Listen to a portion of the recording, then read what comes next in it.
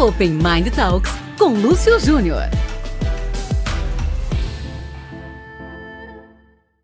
Olá pessoal, tudo bem? Começando aqui mais um Open Mind Talks. Eu sou Lúcio Júnior, eu sou idealizador do Open Mind Brasil, que é um dos maiores movimentos de executivos C-Level do Brasil. Estamos aqui diretamente dos estúdios da Crosshost para mais uma conversa muito interessante aqui para essa audiência também, que é uma audiência muito seleta. Muitos de vocês aí também ocupam cargos de liderança em grandes organizações e estão aqui para poder também aprender ouvindo um pouquinho da história de pessoas de sucesso. E hoje eu estou aqui com uma pessoa de muito sucesso, uma pessoa que teve e tem uma trajetória por grandes organizações, né? Estou aqui com a Marli Parra. Marli, seja muito bem-vindo aqui aos estúdios da Crosshost e ao Open Mind Talks. Muito obrigada, Lúcio. Para mim é um prazer estar com você há 2 anos já, né? Comemorando 2 anos agora de parceria. E uma alegria ver esse grupo crescer, o Open Mind crescendo e com tanta gente de qualidade, com conteúdo, e você faz uma curadoria muito boa. Um prazer imenso estar aqui com vocês. Prazer é todo meu e, lógico, né, eu não podia também deixar de agradecer a Marli por toda essa parceria. Como eu falei, ela fez parte da história aqui do Open Mind desde o inicinho, né, Marli? Uhum. E você, como uma pessoa também muito bem relacionada no mercado, ajudou a trazer e a construir esse ecossistema que nós temos hoje. Então, queria aqui, ao vivo e a cores, te agradecer por toda essa parceria com o Open Mind e comigo, né? Eu que agradeço, é um prazer. Nossa, é muito gratificante conhecer pessoas diferentes, né? De vários setores, de várias regiões. Isso é muito importante para nós executivos e até empreendedores, quando nós conseguimos enxergar esse nosso Brasil que é gigante. É verdade. Bom, e a Marli, ela tem isso por natureza, né, de conectar pessoas e de conhecer exatamente como se comunicar, né? A Marli é especialista em marca, em marketing, comunicação e também em governança corporativa. Falando já aqui, Marli, se você me dá licença, falando um pouquinho do seu histórico profissional, a Marli teve passagens aí por empresas como Ernst Young, Quaker, Philip Morris, Grupo Pão de Açúcar e Globo Cabo, né? Então, uma trajetória de muito sucesso e atualmente você é embaixadora da Endeavor Brasil, é isso mesmo, Marli? Também na Endeavor como mentora e, bom, agora em diversos chapéus, né? Na área de conselhos. Eu trabalhei até 2 anos atrás, na Ernst Young. Fiquei 12 anos como diretora executiva para a América Latina. E quando eu completei 60 anos, as multinacionais pedem para você sair, então já tem um processo de aposentadoria, entre aspas, né? Porque aos 60 anos todo mundo ainda é muito jovem, a gente tem muita energia. Não, e você não quis saber de aposentar de nada, jeito né? Você nenhum. tá cheia de chapéu, igual você falou. Nossa, né? eu já sabia que eu não queria parar, e não quero parar, não vou parar. Eu estou sempre aprendendo, eu sou sempre uma pessoa que quer aprender cada vez mais, né? Mas eu já comecei a me preparar quando eu estava na própria Ernst Young e entrei no IBGC, comecei a fazer o curso de conselheira, entrar em comitês. Então, hoje eu faço parte do comitê, a gente chama de comissão de ética em governança, com um grupo maravilhoso, a gente discute, tem reuniões todas as semanas, fazemos diversos trabalhos. Tem vários grupos de trabalho também, eu lidero um grupo de trabalho que se chama Cultura Ética. No IBGC? No próprio IBGC. E trabalhamos bastante com essa questão da governança, estabelecer governança nas empresas, com o próprio IBGC. E nesses grupos de trabalho, nós fazemos alguns estudos, algumas pesquisas e até debates e discussões. Um deles que nós estamos trabalhando nesse momento é justamente o combate à corrupção, que é muito importante no nosso país. Depois de ter parado a Lava Jato, está todo mundo muito quietinho, né, Lúcio, no mercado. A gente não ouve mais nada, então nós precisamos saber o que está acontecendo no mercado. E você deve estar sendo muito requisitada nesse sentido, Por dois motivos, né? Por três, né? Primeiro, pela sua experiência profissional, tendo passagens por tantas multinacionais que têm políticas rígidas de governança. Segundo, pela formação na talvez a maior escola de formação de conselheiros do Brasil. E terceiro, pelo tema, né? O tema governança, que depois da Lava Jato em 2016 se tornou essencial de discussão em todas as cadeiras de conselho das grandes organizações, né? Exato, não, inclusive para as startups. Nós percebemos que as grandes multinacionais, grandes empresas brasileiras, no setor de empresas brasileiras médias, né, faturamento médio, é gigantesco, tem muito mais do que multinacional. Às vezes a gente acha que tem mais multinacional do que empresa brasileira, mas temos muitas empresas brasileiras, que é o médio mercado, e todas elas têm governança. Nós temos já visto que as empresas se conscientizaram dessa necessidade de ter uma governança corporativa, ter uma cultura ética, e também organizar as suas auditorias, que dessa forma você se prepara, caso você queira vender, fazer um valuation, e também você prepara a sua própria marca, a sua reputação. Isso é importantíssimo. E você também, além de ter todo esse trabalho, né, que você faz aí junto às grandes organizações, né, nesse sentido de governança, você também é uma empresária, né? Você tem um escritório aí que é o iHub, né? Que é um dos maiores escritórios aí da XP, e lá você aplica tudo isso também, essa questão da visão de governança e de construção de um ambiente mais correto, né? Não, sem dúvida. A própria XP é uma empresa que é um modelo, né, de gestão com governança e tem um histórico maravilhoso. Nós somos um escritório da XP, a iHub Investimentos XP, somos agentes da XP também. E meu filho que começou a empresa, logo depois que eu saí da Ernst Young, eu participo hoje do conselho, então nós temos toda uma implementação de conselho, de comitês de estratégia, comitês de ética.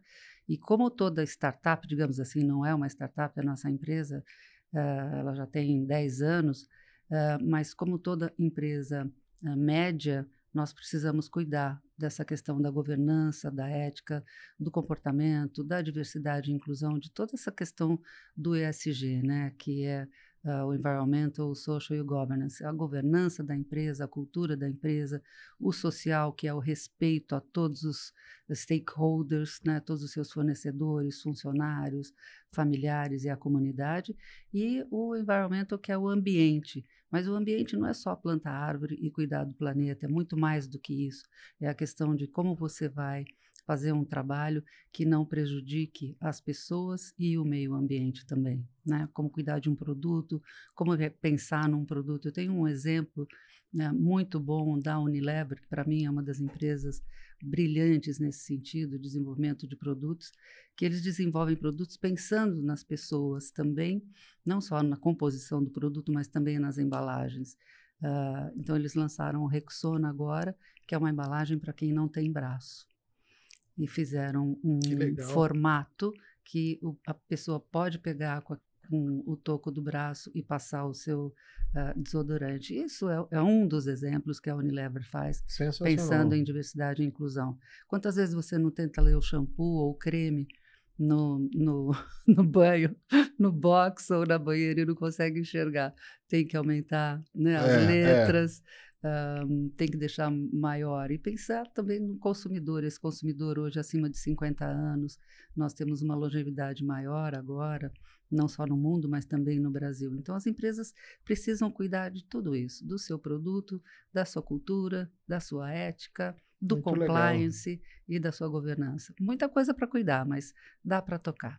Mas, Marli, você com essa sua visão tão voltada para esses pontos hoje cada vez mais importantes, né, como ESG, como governança, e também essa sua formação do IBGC, você hoje faz parte de conselho de quantas organizações? Bom, hoje eu estou em 3 grandes empresas, e também sou voluntária. Eu tenho muito orgulho de ser presidente do conselho do grupo chamado Talento Incluir, que é um grupo que capacita, seleciona e também dá treinamento. Os clientes são as empresas e os candidatos também, para pessoas com deficiência. Essa empresa já é muito conhecida no mercado, entre todas as empresas, e é um trabalho que, para mim, é um propósito de vida, de você, a diversidade e inclusão, não só de gênero, né, mas em todos os sentidos, a diversidade e a inclusão, e pensar realmente no deficiente físico como carreira e não apenas como cota, né?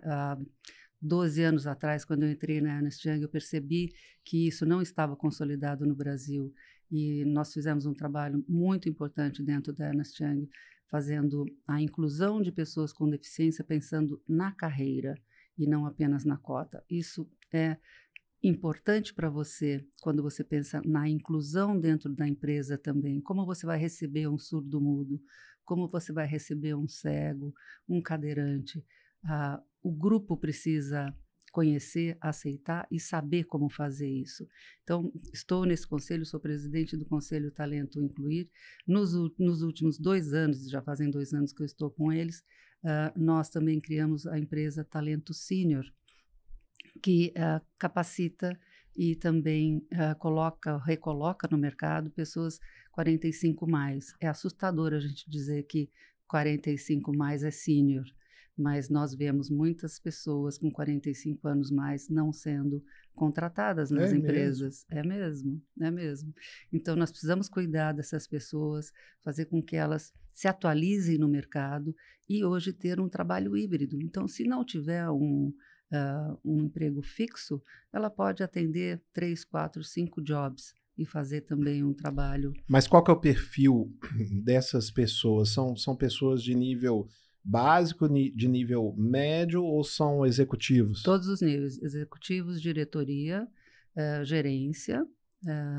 Nós temos pessoas da Unilever, ex-diretoras da Unilever, ex-diretores de call centers, pessoas que trabalham com marketing também e que estão no mercado e demoram para ser recolocada no mercado. Então, rapidamente entra na Talento Sênior, que faz todo um trabalho de conscientização dessa possibilidade de você trabalhar com 3 empresas, né? Hoje você sabe quanto custa ser CLT numa empresa, quanto custa para a empresa um funcionário. É muito caro. Então, esse trabalho temporário, esse trabalho por jobs, você pode ficar 1 ou 2 dias somente. Eu, por exemplo, eu sou contratada para atender o Open Mind, eu vou cuidar do marketing do Open Mind, e você me diz, olha, eu preciso de 14 horas semanais de você, Marli. Eu falo, ok. E, então, nós já temos uma tabela do preço da hora, você não vai me contratar, eu não serei CLT, nós teremos um contrato, sim, mas eu faço aquele job e a gente pode ficar mais de ano. E o que a Talento Sênior auxilia nesse assunto? Primeiro, na identificação do perfil das pessoas e também na identificação da solicitação, da necessidade do cliente. E aí faz o match.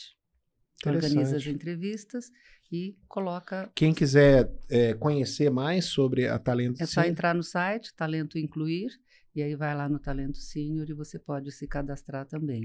Legal, esse aí eu quero conhecer. Muito bacana, vale a pena. Inclusive, até te faço aqui já o convite para trazer a turma para falar para o Open Mind aí, para a gente contar essa história aí. Não, é linda, é linda. Muito legal. A Carolina e a Juliana são as 2 sócias proprietárias da empresa. A Carolina, elas eram amigas de infância. A Carolina sofreu um acidente de moto e ficou paraplégica.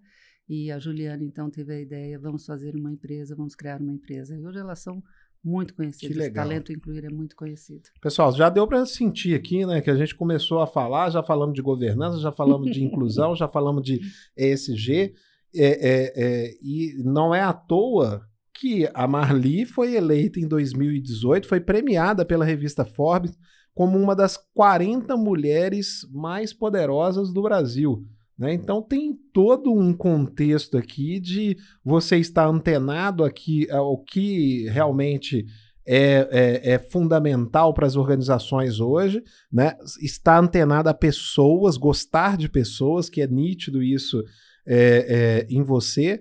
Mas fiquei aqui também curioso, Marli. Você falou que aos 60 a empresa a Ernst Young quis te aposentar, mas você, ao mesmo tempo, agora você está desenvolvendo mais de 10 papéis ao mesmo tempo, né? Aí eu fico me perguntando, sobra tempo para o seu pessoal, para sua vida pessoal? Como é que é a sua rotina, Marli? Conta para nós aí.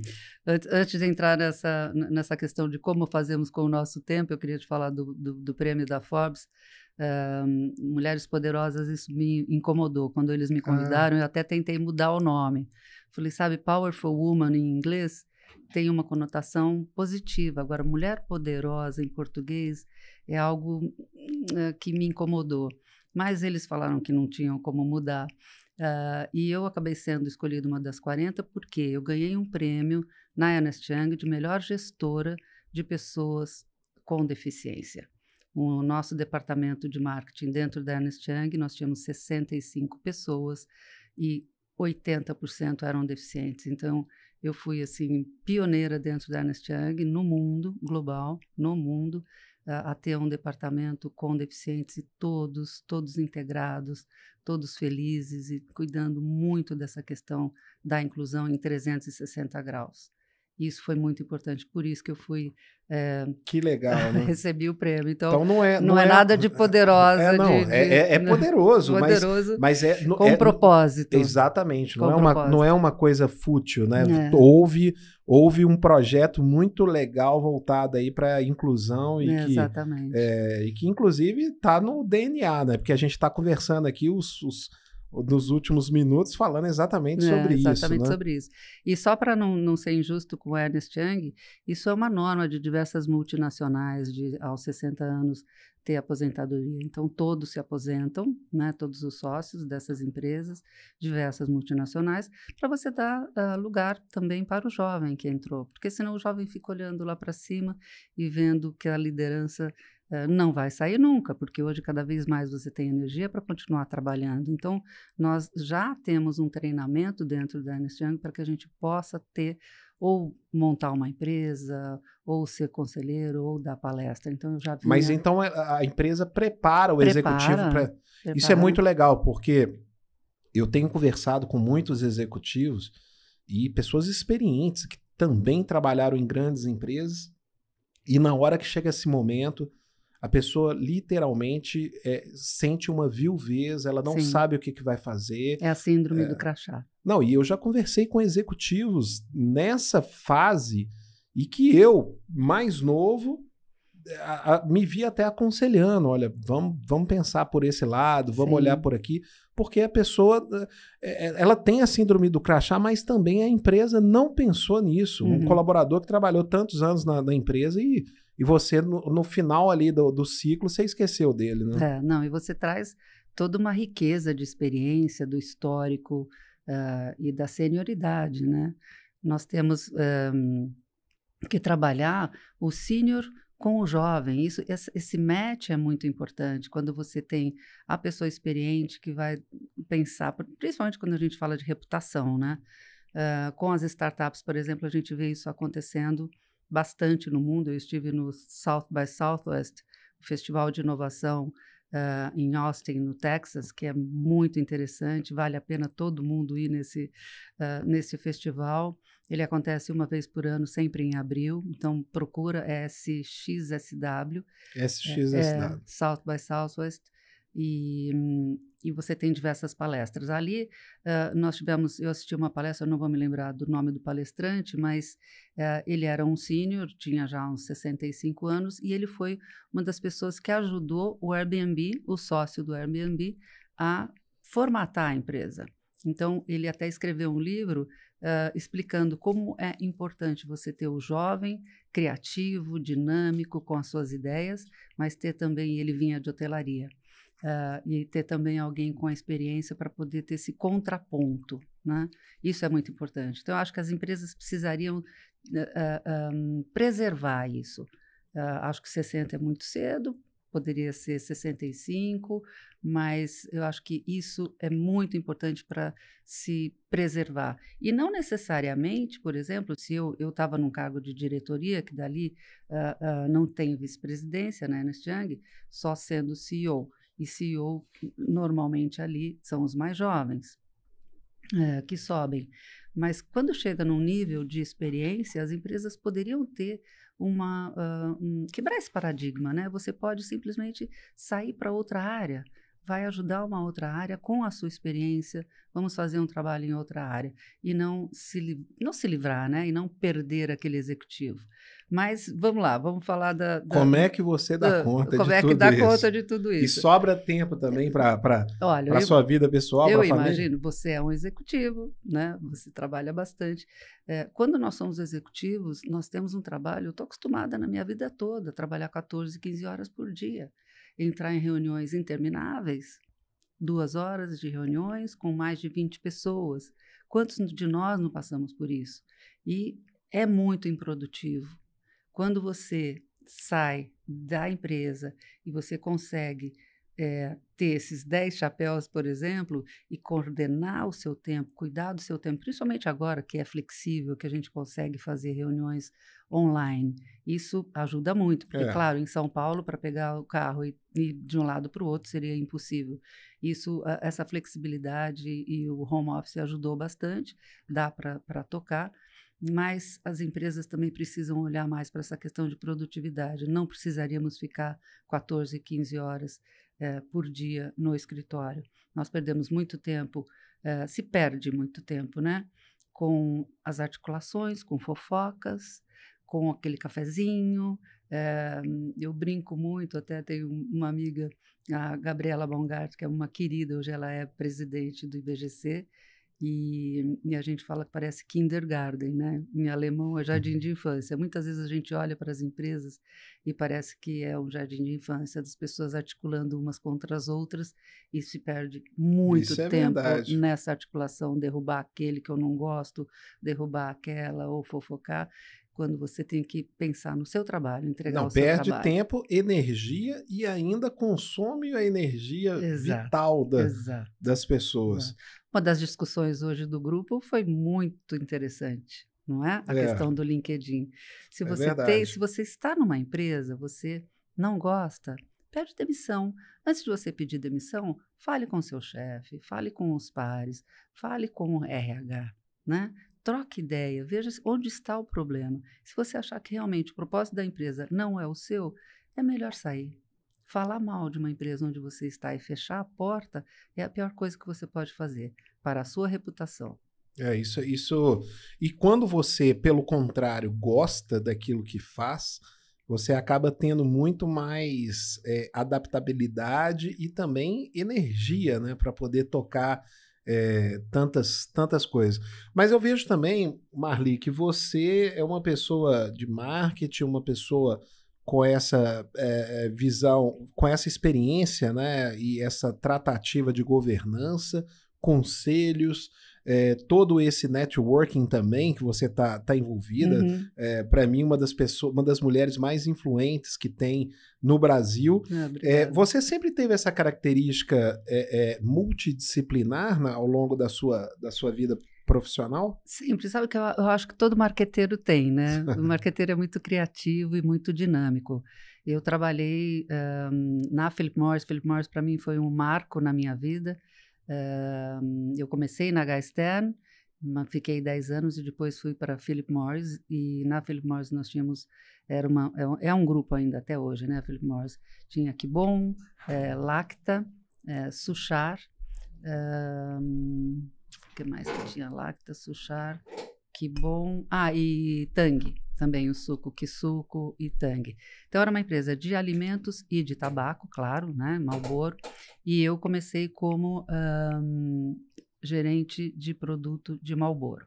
Então, você imagina, eu era uma menina, né? Claro, não tão menina, mas estava com 29 anos, 30 anos, e chegando de uma H. Stern, uma joalheria internacional, uma multinacional brasileira, embora tenha sido fundada por um alemão, que saiu da Segunda Guerra Mundial, veio para o Brasil em 1945.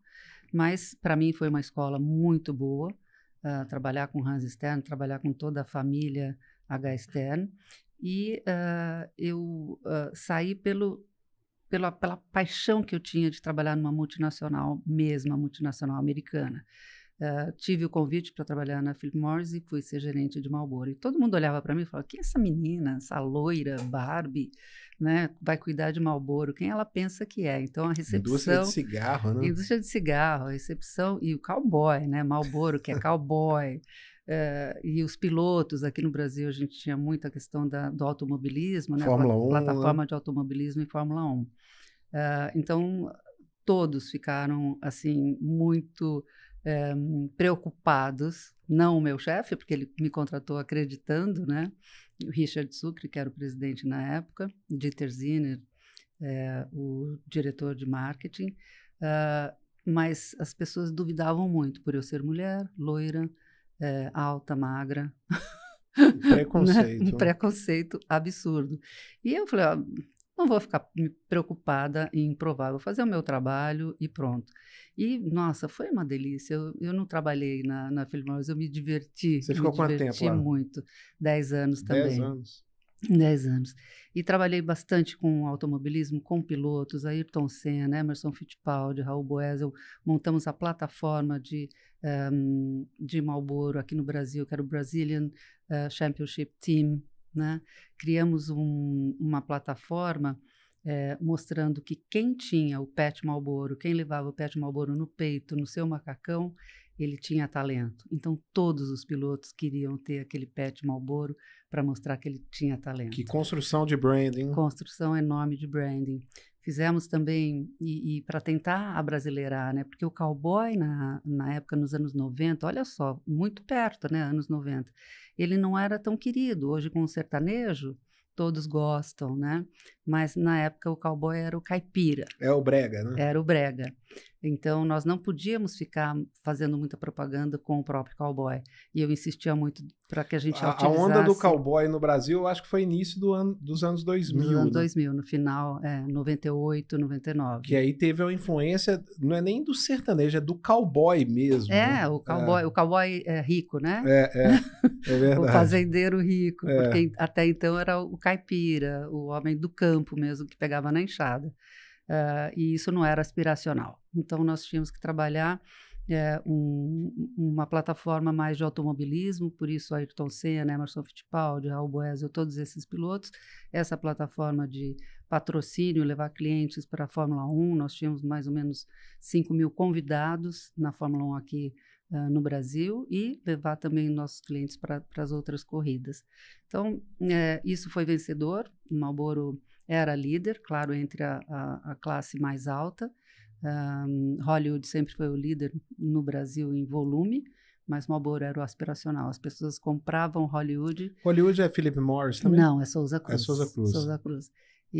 Mas era engraçado que eles fumavam Hollywood durante a semana, no final de semana compravam Marlboro e colocava durante a isso o Hollywood dentro da caixinha Marlboro. Porque olha é chique, só, né? Era chique. Olha né? só o aspiracional de um produto, né? Isso é maravilhoso. E chegamos a fazer um comercial no Autódromo de Interlagos com uma escola de samba tocando o Magnificent Seven, que é a música de tema, né, dos comerciais de Marlboro, de cowboy, mas no ritmo de samba. Isso foi sensacional. Que então legal. A gente conseguiu convencer a matriz a fazer esse trabalho que não era autorizado em país nenhum. Então foi maravilhoso. Mais uma vez, mais um prêmio. Mas você falou aqui desse preconceito, né, que você teve quando você entrou por uma indústria talvez com um perfil mais masculino, né? Uhum. E talvez o seu estereótipo não combinava com aquilo ali. Mas nos dias de hoje, a gente também vê talvez um cenário também de um pouco de, não sei se é preconceito, mas que precisa ser trabalhado a equidade, até naquilo que você faz, que é a questão dos conselhos empresariais, né? Você, como mulher conselheira, Mas a gente olha para os conselhos empresariais e a gente ainda vê uma predominância, não é nem predominância, quase que uma unanimidade masculina, né? Como que você avalia esse cenário, né? O daqui para frente, mas me conta, para você ocupar essa cadeira, né, de conselheira mulher nas empresas, também foi desafiador, assim como o seu início lá na Marlboro? Não, está sendo desafiador, está sendo. Desculpa. Na verdade, a equidade de gênero, vamos chamar assim, não vamos falar de diversidade e inclusão, porque senão a gente entra em diversos núcleos aí diferentes, mas vamos falar só da questão de gênero. A equidade de gênero, ela acontece num momento em que nós temos um número maior de mulheres trabalhando no mercado de trabalho e também como profissional liberal, mas com uma cultura totalmente masculina, porque o homem saía. Então, imagine, anos 50, anos 60, anos 70, era o homem que ocupava as cadeiras de liderança. Então, isso continua até hoje. Até hoje você vê na liderança um percentual muito maior de homens, em conselhos também. Hoje, em conselhos, você tem 14% de mulheres em conselho apenas. Nas empresas, muitas pessoas falam, não, mas tem 50% mulheres, 50% homens. Ok, mas olha no topo da pirâmide, quantas pessoas tem. É raro você ter mulher como presidente, é raro você ter mulher como vice-presidente. Quando você olha para baixo, sim, nível gerencial para baixo, sim, você consegue ter essa equidade. O que nós precisamos cuidar agora é para cima, como levar essas mulheres para crescer. Uma coisa que prejudica muito, claro, é a questão da maternidade, que é a mulher que tem o filho, a mulher que tem a licença maternidade e depois cuida do filho. Então, isso precisa ser muito bem cuidado, muito bem visto pelo homem. O homem também colaborar nesse sentido. E uma puxar a outra. É muito importante que as pessoas consigam valorizar os seus pares e fazer com que eles consigam subir. Eu não digo que entre os homens também não tenha esse preconceito. Claro, cada um quer o seu lugar, né? Cada um quer ele crescer, porque ele cresceu, foi promovido e não eu, ou porque ela e não eu. Isso é preciso ter meritocracia, é preciso ter essa análise e sair daquela questão do jardim de infância. Quando você vê que uma pessoa é mais competente e vai levar a companhia adiante, você precisa valorizar e não ficar nessa competição desenfreada que não leva a nada, só prejudica a própria empresa. Mas faz todo sentido isso. O contexto que você deu, histórico, faz todo sentido. Porque o que é um conselheiro? É uma pessoa que passou por experiências e que vai sentar numa cadeira, né, de uma companhia para poder compartilhar essas visões e a experiência que ela teve. Uhum. Se você tem na liderança das organizações um percentual de 14% ou menos de mulheres, esse percentual vai se refletir no conselho, porque é o próximo passo na carreira de um executivo, né, que quer seguir esse caminho, é se tornar um conselheiro, né? Então você vai ter uma presença menor. Mas né? é por isso que a gente fala muito, inclusive no IBGC, do Conselho do Futuro. O Conselho do Futuro precisa pensar que não é apenas cuidar do balanço, cuidar da parte financeira. Você tem que olhar o todo num conselho. Você tem que olhar o desenvolvimento de produtos, a reputação da empresa, a marca, suas marcas ou a sua diversidade de produtos dentro da empresa também, a disruptura, né? Você não pode perder espaço dentro de um mercado se você não acordar rapidamente, né, para aquele mercado, para a mudança de mercado que está acontecendo no mercado. Então, você precisa ter capacidades diferentes dentro de um conselho. Hoje, os conselhos, na sua maioria, é formado por CFO. É sempre o financeiro ou o administrador. No máximo, eles colocam um profissional de vendas. É raro ter um profissional de marketing, é raro ter um profissional de reputação, de produtos. Até de recursos humanos. Recursos humanos. Imagine tecnologia. Hoje, tecnologia é tudo. É tudo. Hoje de manhã nós produzimos um seminário sobre cibersegurança e segurança patrimonial, segurança pessoal, com 2 profissionais israelenses que trabalham também com o Exército de Israel, que eles são exemplo para o mundo todo, né? Eles são muito fortes. E você vê que em todos os lugares nós vemos a tecnologia, a importância da tecnologia. A tecnologia tem que estar no conselho, é necessário. Imagine se você tem... Nós temos vários casos. Tem um hospital que ficou 2 dias sem o seu sistema. Ele não sabia onde tinha quarto ou apartamento para fazer a internação. Ele não podia dar alta. Não sabia onde estavam os médicos, porque tudo está dentro do sistema. Eu posso falar números aqui, não leve ao pé da letra, mas eu ouvi recentemente que eu acho que a Magazine Luiza declarou publicamente no seu balanço, na divulgação de resultados do último trimestre, qual foi o impacto dos ataques de hacker à organização, e se não me engano foi algo na casa aí de 6 dígitos, né? Então, coisas... É muito prejuízo, né? É muito prejuízo. Eu não sei... 6 não, né? Foi algo na casa de 700 milhões de reais, né? Mais uma vez, né? Eu não estou falando aqui números... Não, mas tem ataques na NASA, no Pentágono, no próprio STF, que ficou 6 meses com um hacker vendo tudo que eles estavam fazendo, no TSE também. Então, assim, hoje você tem hackers o tempo todo. Tem o hacker do mal, que é o terrorista, que quer o dinheiro. Tem o hacker pela reputação, simplesmente para acabar com a reputação, porque normalmente são hackers, são pessoas inteligentes, mas são jovens, né? São os jovens que sabem mexer com isso.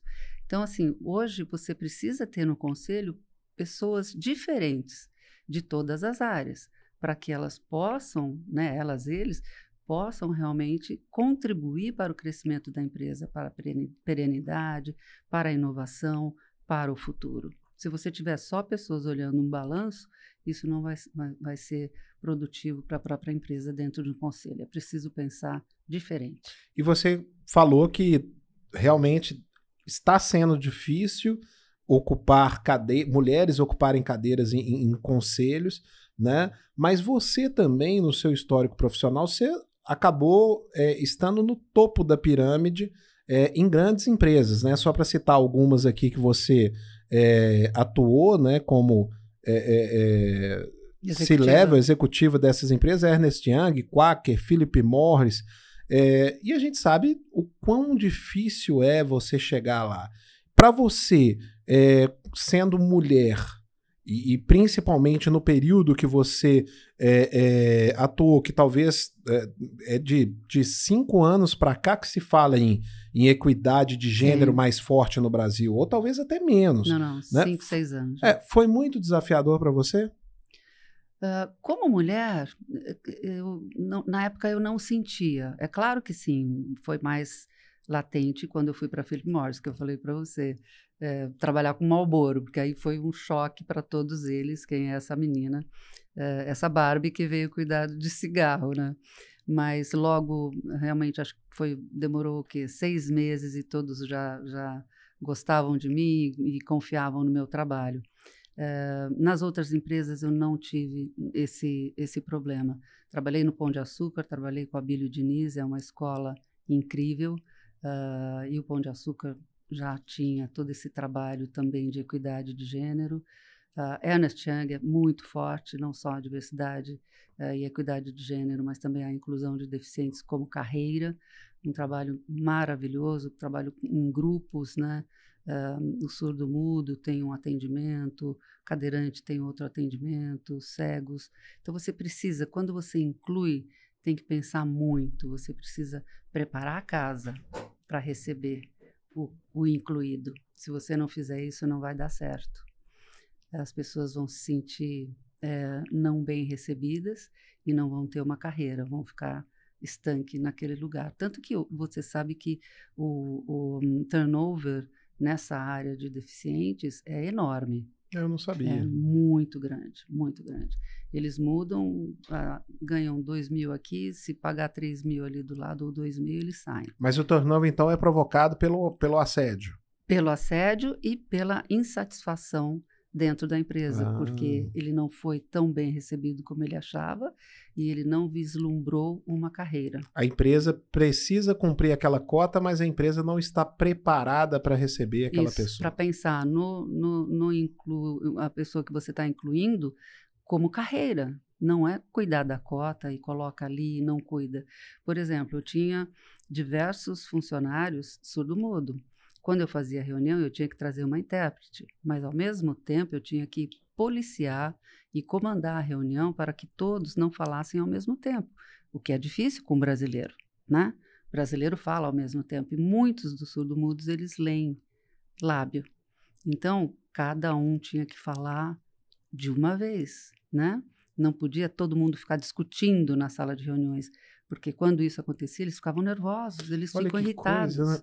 Você está falando uma coisa aqui que a gente não para imaginar, né? Porque a gente não vive esse ambiente de discussão. Às vezes você se depara com pessoas com deficiência, mas você não está vivendo ali uma discussão, por exemplo, de trabalho. E nunca imaginei como que poderia ser uma sala cheia, pessoas falando ao mesmo tempo. 5, 6 surdo-mudos. Loucura, nunca Então, pensei. imagina, nós tínhamos reuniões, 20 pessoas. Tinha 5, 6 surdo-mudos, depois cadeirante e tudo mais, e outros 10 falantes, né? Marqueteiro fala, né? Então, eu tinha que policiar, preparar, trazer a intérprete de Libras e pautas. Olha, essa é a pauta que nós vamos discutir agora para que eles realmente pudessem participar. Senão, não conseguem participar. Não tem como. Nas baias, muitas pessoas nas baias, você está trabalhando, vem uma pessoa e fica falando em pé, né? Você está no computador e a pessoa está aqui atrás de você e falando com você em pé. Esse costume eu acho péssimo. Eu sempre falo, primeiro, se você fala em pé, todo mundo vai escutar e vai atrapalhar. Você tem que sentar e olhar para a pessoa para conversar. Principalmente com uma pessoa com deficiência. Você precisa se policiar e mudar o seu comportamento. Então, esse treinamento, essa capacitação para receber a pessoa com deficiência é muito importante. E cada vez mais nós temos pessoas com deficiência. E você acaba ficando mais polido para lidar com pessoas com essas necessidades especiais, mas acaba ficando mais polido também para o ambiente social como um todo, né? Igual você bem falou, fazer uma reunião, ficar falando em cima, um por cima do outro, né? Então, talvez o que está acontecendo é que nós estamos aprendendo com eles, né? Porque você vê numa discussão, as pessoas querem falar mais alto do que o outro para que o outro pare de falar e deixe só você falar, né? Normalmente é esse o comportamento, né? E mais rápido. Então, isso é impossível para eles. Não vão conseguir. Não vão conseguir ler porque você está falando rápido demais e você começa a falar alto demais, isso acaba atrapalhando quem usa aparelho. Você imagina, quem usa aparelho tem que ter o volume certo, e aí você começa a gritar, né? Que as pessoas vão subindo o tom de voz. Então, é importante, é muito importante você preparar isso. Ô Marli, você hoje é sócia de uma agência de investimentos, né? De uma empresa, né? De uma empresa, né?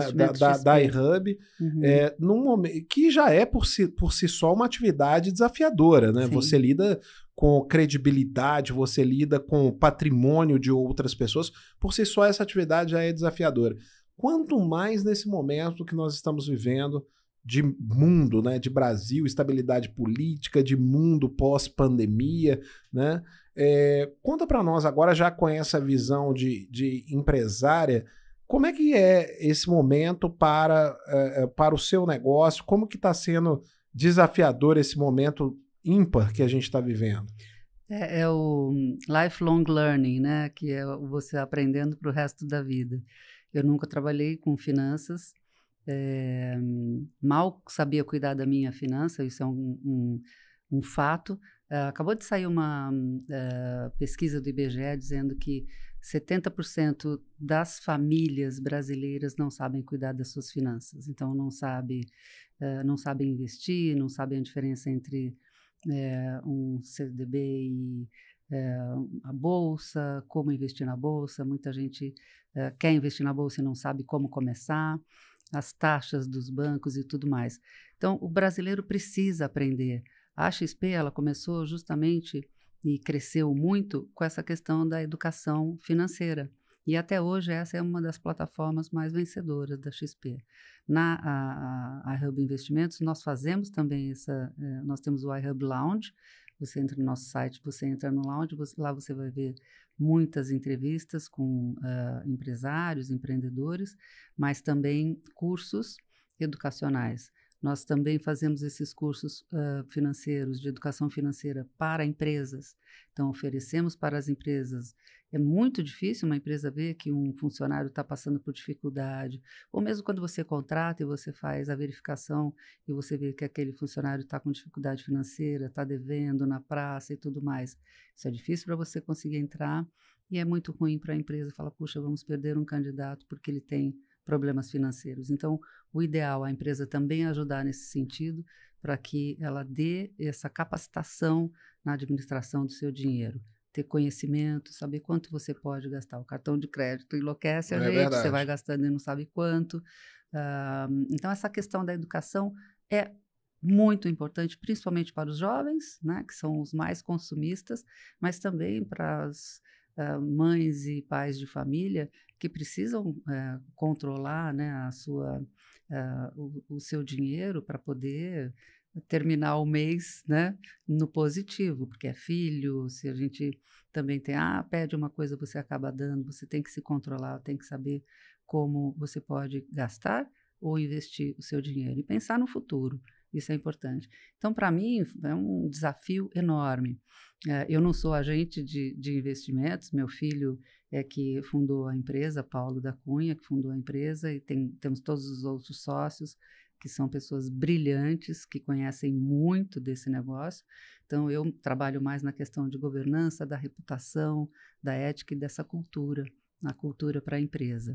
Tá aí, você falou um negócio que é um dos assuntos também que você gosta de falar e é especialista, que é sobre marcas e reputação, né? Quando você analisa essa questão de marcas e reputação, as pessoas comuns tendem a associar isso a empresas, né? Mas reputação tem a ver com o indivíduo, né?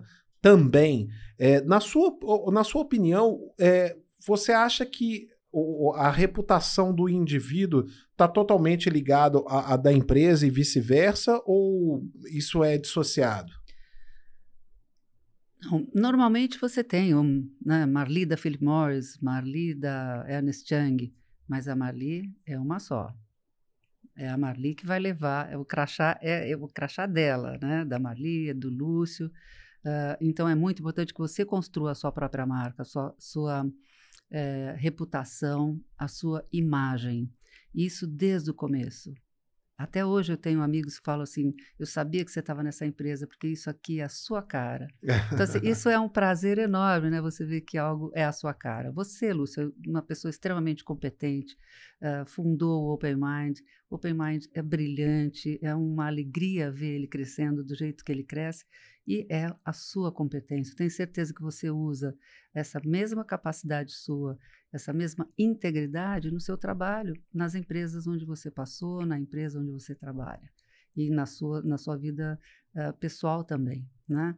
Então, todos nós temos que cuidar disso, não fechar portas, sempre manter um networking ao longo da sua carreira, porque você pode precisar um dia, você ajuda as pessoas, tem sempre uma troca, né? É muito importante ter essa troca. Eu me lembro de amigos falando, puxa, eu trabalhava na Globo e todo mundo me recebia, eu era paparicado, aí você sai da Globo, as pessoas te deixam na sala de espera 2 horas até te receber. Isso é péssimo, porque logo depois essa pessoa pode ir, sei lá, para a Microsoft. Então, pense nisso cada vez que você tratar mal uma pessoa apenas pelo crachá que ela está, né? Ou pelo dinheiro que ela tem hoje. Você tem que ser uma pessoa mais íntegra e tratar todas as pessoas com muito respeito. Quando eu falo todos os stakeholders, estamos falando de todos, de funcionários, de fornecedores. Uma empresa não constrói reputação tratando mal fornecedores ou explorando fornecedores, não é? Mas isso é o que você falou, né? As empresas, elas têm departamentos de marketing né, com pessoas brilhantes como você, que estão ali ligadas na marca e na perenidade daquela marca, né? Mas a pessoa física, ela não tem nenhum colaborador cuidando da marca dela. E aquela pessoa, a maioria, né, meros mortais que não tem essa vivência de marketing, acaba se esquecendo e cuidando apenas da marca, da reputação, missão, visão e valores da empresa e acaba esquecendo de si, né? Então, acontece muito, igual você falou, de quem está do outro lado, na hora que a pessoa perde o cargo, já não atende mais. Mas aquela pessoa também que perdeu o cargo, será que ela se preocupou na construção da sua marca, das suas conexões, de ser uma pessoa agradável naquele momento que ocupava aquele crachá ali, que estava naquele lugar? E você mesmo citou, né, uma relação com fornecedores, né? E às vezes as pessoas, né, os executivos, elas se deixam crescer, né, na posição por todo mundo. Elas vão para Umbigolândia, né? Todo mundo depende de mim, todo mundo quer estar perto de mim, mas na hora que perdeu, ninguém mais quer saber de você, porque você sempre foi uma pessoa desagradável, você sempre tratou as pessoas mal, com falta de respeito. Então eu vejo muito disso no mercado e a gente já sabe, né? Pela experiência já sabe, o futuro vai ensinar para a pessoa. Você presenciou ao longo da sua carreira histórias como essa que eu acabei de falar? Muitas histórias. E é muito difícil para a pessoa que é importante, né? Que chegou à presidência de uma empresa, de repente acontece alguma coisa e ela cai, vai para o mercado e não é mais bem recebido, ou não é nem recebido pelas outras pessoas, porque todo mundo tem medo, vai me pedir emprego, vai pedir indicação, vou perder tempo com essa pessoa. Então, os dois lados, é muito importante que você mantenha relacionamento, networking positivo. E quando a gente fala de fornecedor, acho que mais importante fornecedor e funcionários também, né? Os colaboradores. Fornecedor tem que ter o ganha-ganha. A sua empresa ganha, tem que ter uma margem. O fornecedor também tem que ter uma margem. Você precisa respeitar o fornecedor. Tem que entender as dificuldades que acontecem no meio do caminho. E eu cheguei a trabalhar em empresas que compravam de fornecedores e quando chegava a mercadoria, primeiro que até hoje, né, tem muitas empresas que pagam 90, 120 dias. Como você pode entregar uma mercadoria hoje e receber só daqui 90 ou 120 dias? Quer dizer, você financia para uma grande empresa. E são grandes empresas que têm esse policy. Você é sei lá, produtor de embalagem, ou você desenvolve uma camiseta, ou desenvolve um brinde, e você é pequeno, e aquela grande empresa fala, eu só pago daqui 90 dias, úteis, aí só pago daqui 120 dias úteis. Como assim? Que regra é essa? Você vai acabar com o seu fornecedor. Aí o fornecedor entrega a mercadoria e fala, não, eu tinha pedido azul mais escuro do que esse, você me trouxe um azul mais claro, devolve tudo. E tá tudo com a tua marca. O que ele vai fazer com aquela mercadoria? E devolve mesmo, e não quer nem saber do fornecedor. O fornecedor quebra. Quantos fornecedores não quebram por causa disso? Né? E não existe uma regra nesse sentido. É claro que tem contratos, mas não existe uma regra. O fornecedor sofre muito, principalmente com grandes empresas. Eu tenho uma amiga, inclusive, que ela trabalha na Microsoft, trabalhou na Microsoft, hoje ela está no Google, e ela falava para mim, olha, na Microsoft, você imagina chegar na Microsoft e a empresa falar, a empresa que está comprando, né, um software, olha, eu só pago em 120 dias. Ela falou assim, então, me desculpa, eu não vou poder entregar o produto para você. Isso porque era Microsoft. Você tem um poder de barganha. Você tem um poder de barganha. Mas mesmo assim tinha muitas discussões. Ela tinha que levar para a diretoria, levá-la para cima para que eles chegassem a um ponto. E mesmo assim tinha que chegar no ponto. A Microsoft é gigante, com uma Nestlé gigante. Estou dando aqui exemplos, tá? Mas se você é o fabricante de camisetas Marli e eu vou atender a Nestlé e a Nestlé vai me pagar só daqui 120 dias e eu tenho que comprar toda a malha, pagar os funcionários e depois quando eu entregar a camiseta você fala que o azul não era aquele e me devolve, eu tô quebrada. Não, e engraçado que eu percebo que essas pessoas que têm essa inabilidade de lidar com pessoas e que acabam posteriormente pagando o preço disso, né, de como trataram e como respeitaram fornecedores, parceiros e etc., elas acabam justificando aquilo ou escondendo esses traços de personalidade como uma virtude, né? Coloca o seguinte, não, eu sou verdadeiro, eu falo o que eu tenho que falar, eu ajo do jeito que eu tenho que fazer, e outra coisa, não sou de fazer networking porque isso é falsidade, eu não sou falso. Então, ou seja, as pessoas elas acabam também se escondendo através dessa justificativa de serem verdadeiros para poder ser arrogantes, para poder serem prepotentes, né? E isso é muito, muito estranho, né? E você sabe que é até ensinado, né, em negociações, né? O Salim Matar fala muito do establishment, né? É o que se estabeleceu como correto. O que se estabeleceu como correto no mundo corporativo? Negociar. Quem negocia bem, olha, eu consegui, custava 100 e eu consegui fechar por 60 e só vamos pagar daqui 120 dias. Olha, é uma vitória. É uma vitória. Aquele saving, muitas empresas, o saving de R$40, né, que era 100, ele conseguiu fechar por 60, ele vai para o bônus. Vai para o bônus daquela central de compras. É a cultura da premiado. Esperteza. É a cultura da esperteza e não o ganha-ganha. Tem que ter um ganha-ganha para você receber um produto de qualidade, né? Você respeitar o capitalismo. Você precisa ter.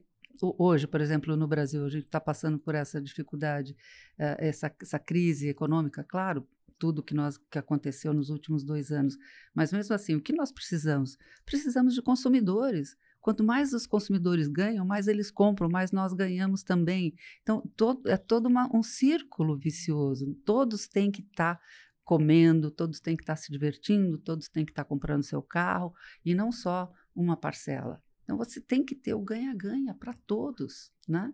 É isso aí. E isso é extremamente importante, essa questão de não fechar a porta. Eu falo mais uma vez, não feche porta.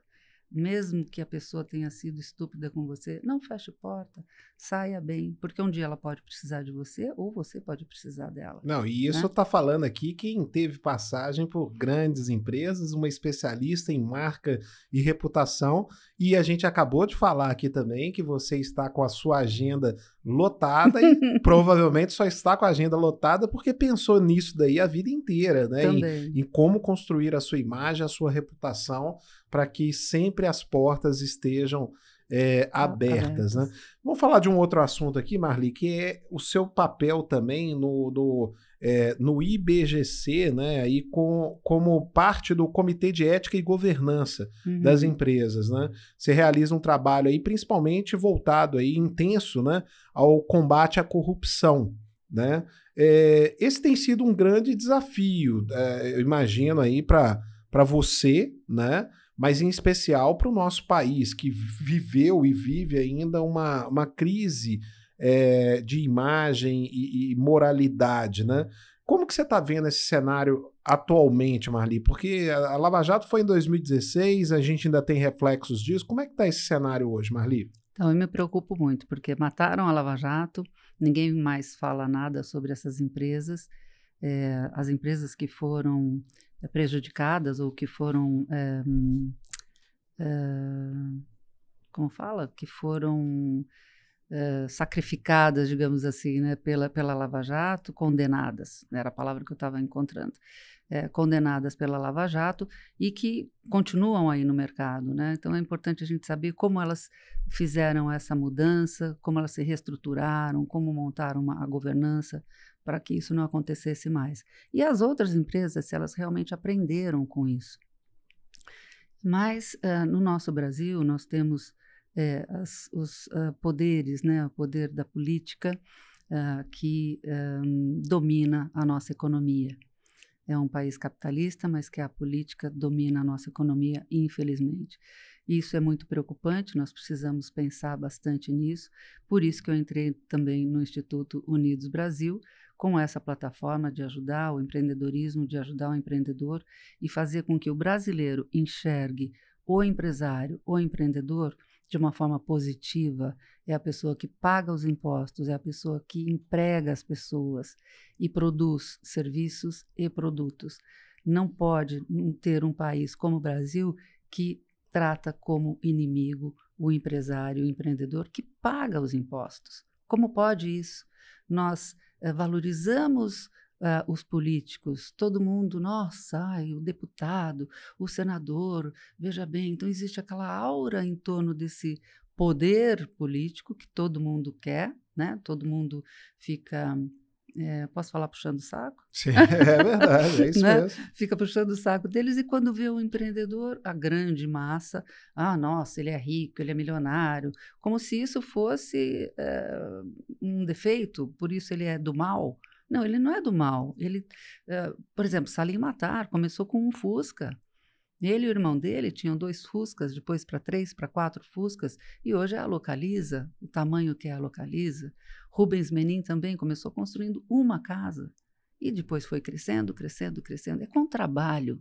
E eles não são inimigos do povo, muito pelo contrário, eles são pessoas competentes, empresários competentes que empregam, pagam os salários e pagam impostos e fazem o Brasil crescer. Precisamos olhar com carinho e com admiração para essas pessoas e não olhar com carinho e admiração para os políticos. Os políticos trabalham para nós. Nós pagamos o salário dos políticos, nós pagamos o salário de todas essas instituições estaduais e federais. Nós precisamos cobrar. Isso sim. Eu também sou a favor que a gente tem que bater palma para as realizações, para as gerações de emprego, geração de receita, entendeu? E bater palma para político não é comigo. Eu acho que isso aí a gente tem que cobrar, né? E torcida de político não existe, né? Não, é uma inversão de valor, realmente, o que você E essa articulação de poder, então para que tal PEC seja aprovada tem que negociar com o Centrão, aí tem que ali, tal partido não dá, não vai. Essa articulação ela é irritante, porque você percebe que tem um toma lá da cá. Sim. Todo mundo percebe que tem um toma lá da cá e nós aceitamos? Não podemos mais aceitar. A PEC está correta, ela tem uma parte técnica, ela tem que ser aprovada. E tem que ser aprovada. E quem não aprovou e quem votou errado, nós temos que colocar os nomes estampados na mídia, para que a gente saiba quem quer o bem do país e quem não quer o bem do país. Então, nós precisamos renovar, sim, o nosso Congresso. É preciso renovar o Congresso com pessoas íntegras. Do mesmo jeito que a Lava Jato acabou mudando essa questão, essa imagem da corrupção no Brasil e o jeito de fazer negócios, nós precisamos também cuidar do Congresso para que a gente tenha pessoas íntegras, com boas intenções e que não sejam influenciadas pelos antigos que estão acostumados ao tomar lá da cá. Marli, a gente está chegando próximo aqui ao final do nosso podcast, né? Passa rápido. Mas tem uma pergunta, assim, né, bem objetiva para você. Você com uma biografia tão rica, né, e tão inspiradora a sua história, né? Conta para nós aqui qual foi o seu maior desafio e qual foi a sua maior conquista. Desafio a vida toda. A vida toda. Nós temos uma autoestima, mas também nós somos muito críticos com a gente, né? Sempre que nós estamos trabalhando, nós queremos que dê certo, nós queremos que as coisas sejam muito bem realizadas. Eu sou muito crítica e perfeccionista. Então, os maiores desafios meus são sempre acreditar que o que eu fiz foi perfeito. Se não foi perfeito, chegou à perfeição, mas foi de uma forma com boa intenção e pensando em todos os caminhos. Esse foi o maior desafio da minha vida, sempre tentar construir essa reputação, mais uma vez que eu te falo, que está em tudo que nós fazemos, né? Todo o trabalho que nós entregamos. A produtividade é importante, as realizações são todas importantes. Você deixar a sua marca na empresa, deixar a sua história numa empresa onde você passou. Isso é o maior desafio de cada um de nós, que as pessoas se lembrem de você, que você esteja lá. E o outro é... A sua maior conquista. Eu imagino qual que é qual que é a sua resposta, né? Porque se a sua preocupação era deixar a sua marca, a sua maior conquista, para mim, foi a marca que você plantou no mercado. Mas a resposta é sua. Também, mas assim, a conquista é viver plenamente. Hoje eu me casei, eu tive 2 filhos, tenho 2 netas, sou uma pessoa feliz, eu me realizo com o trabalho, me realizo com a minha maternidade. Essa é a maior conquista que a gente pode ter na vida, fazer o que você quer e o que te faz feliz também. A gente tem que ser feliz, tem que buscar essa felicidade com toda a nossa força, saber viver os momentos mais simples que nós temos e não ficar só pensando em ter um Porsche, né?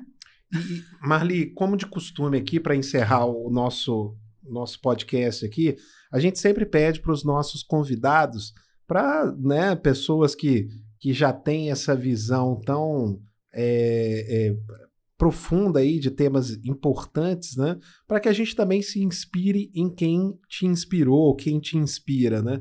Então eu queria te pedir aqui para deixar 3 nomes de livros ou pessoas a se seguir nas redes sociais, né? Então, a gente queria deixar essa dica final sua aí. Tá bom.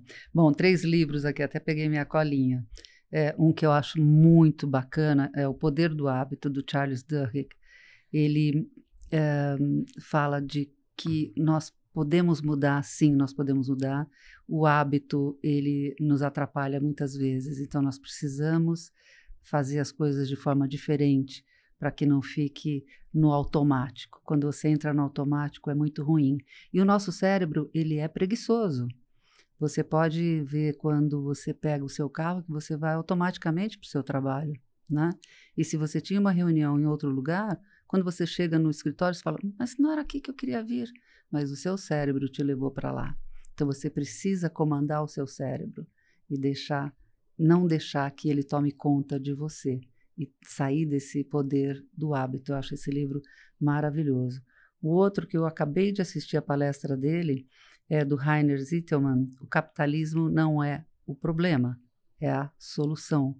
É muito importante nos dias de hoje, onde dizem que o capitalismo mata, e mais aquilo que eu estava falando dos empresários, empreendedores, daquela parcela minúscula de pessoas bilionárias, milionárias. Não, não. O capitalismo, ele ajuda, nós temos que fazer com que todos subam, com que todos possam ter dinheiro, trabalhar, não viver apenas de esmolas de governo, né? Precisamos dar emprego, trazer as pessoas para trabalharem, para terem o respeito, né?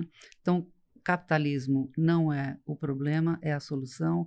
Uma viagem pela história recente através de 5 continentes. Então, são exemplos de como o capitalismo foi montado. Uma das histórias mais importantes é a da China, que saiu do socialismo e chegou no capitalismo, claro que de uma forma que a gente sabe que não é o ideal, mas conseguiu dar riqueza, né, tirar as pessoas da fome. Outro que eu adoro, que é o Gustavo Caetano, que é uma pessoa brilhante, um empresário brilhante, é o Faça Simples, o guia para que você possa tirar a sua ideia de negócio do papel e transformá-la em realidade. Muitas vezes a gente fantasia muito como ser empreendedor, o que eu preciso, eu tenho que ser um gênio para montar a minha empresa, para empreender. Não, seja simples, pense numa coisa que está faltando no mercado e que você saiba fazer bem, né? Não adianta também você querer fazer coisas que você não vai dar conta.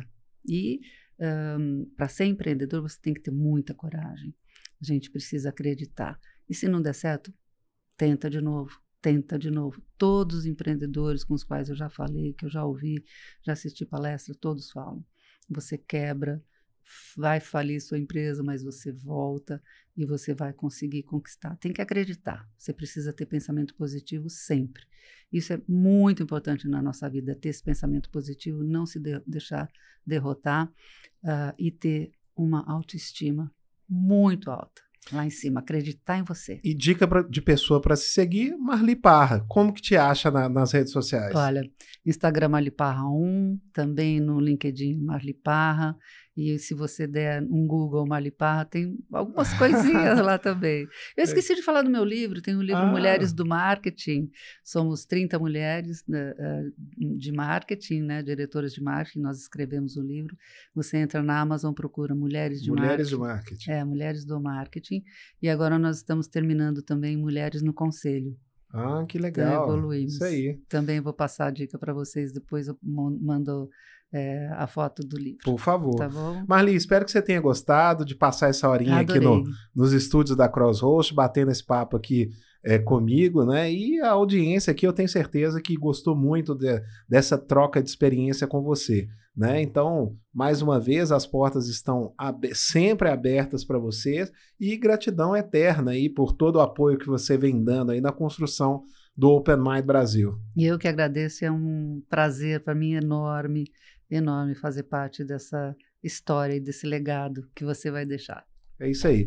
Pessoal, muito obrigado pela audiência de vocês. Espero que tenham gostado desse episódio aqui do Open Mind. Indiquem para os amigos, indiquem aí na empresa de vocês, compartilhem, né? E também nos sigam aí. Nós estamos em todas as plataformas de streaming, então estamos aí também no YouTube para quem quiser assistir aqui em imagens esse podcast. Então, pessoal, nos vemos no próximo capítulo aqui diretamente dos estúdios da Crosshost. Você ouviu Open Mind Talks, um oferecimento Crosshost.